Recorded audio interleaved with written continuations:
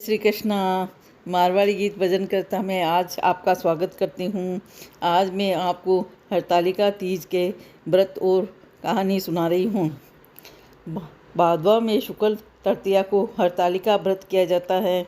सुहागिन स्त्रियाँ इस दिन शंकर पार्वती की बालू की मूर्ति बनाकर पूजा करती हैं। सुंदर वस्त्रों, कटली स्तंभों से घर को सजाकर नाना प्रकार के मंगल गीतों से रात्रि जागरण करती हैं। इस दिन व्रत रखने वाली स्त्रियां स्नान करके नए कपड़े पहने थाली में पूजा की सामग्री रखकर शिवजी और पार्वती जी की पूजा करके प्रसाद चढ़ाएं। कहानी सुनने के बाद शिवजी और पार्वती जी को धोती अंगोछा चढ़ाए, फिर आरती उतारे। पार्वती के लिए एक सुहाग पिटारी 13 मिठाई चढ़ाएं, फिर ब्राह्मण को धोती और अंगोछा दान में दे और सुहागन पिटारी किसी ब्राह्मणी को दे देवें। विवाहित स्त्रियां रुपये 13 मिठाई अपनी सासू जी को देकर उनके पांव लगे और आशीर्वाद प्राप्त करें। इस व्रत को करने वाली स्त्रियां संसार में सुख भोग करके शिवलोक को जाती हैं। कथा।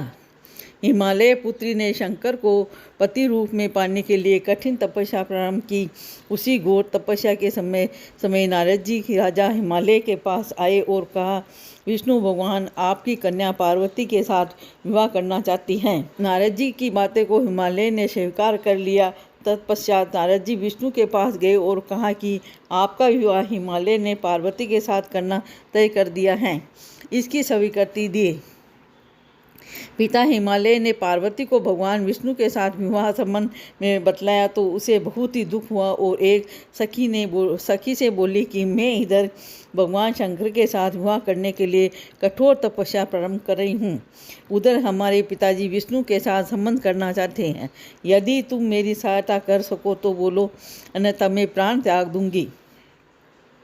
सखी ने सांत्वना देते हुए कहा कि मैं तुम्हें ऐसे वन में ले चलूंगी कि तुम्हारे पिता को पता नहीं चलेगा।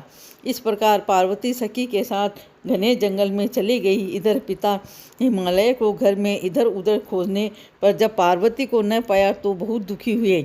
वचन भंग की चिंता ने उन्हें मूर्छित कर दिया। तब सभी लोग पार्वती की खोज में लग गए। उधर सखी सहित पार्वती एक गुफा में शंकर के नाम पर तपस्या करने लगी।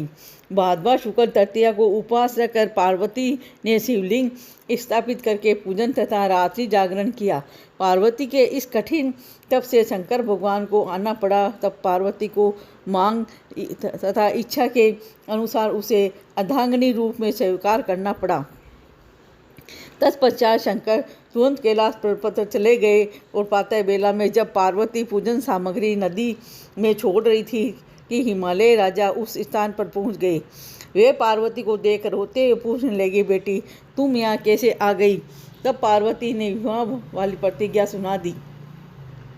पार्वती की इच्छा पूर्ति करने हेतु उन्होंने शास्त्र विधि से पार्वती का विवाह शिव से कर दिया। सखी द्वारा हरि जाने पर इसका हरतालिका नाम पड़ गया। जो स्त्री इस व्रत को परम श्रद्धा से करेगी उसे पार्वती के समान ही अचल सुख मिलेगा। बोलो शिव पार्वती माता की जय हो।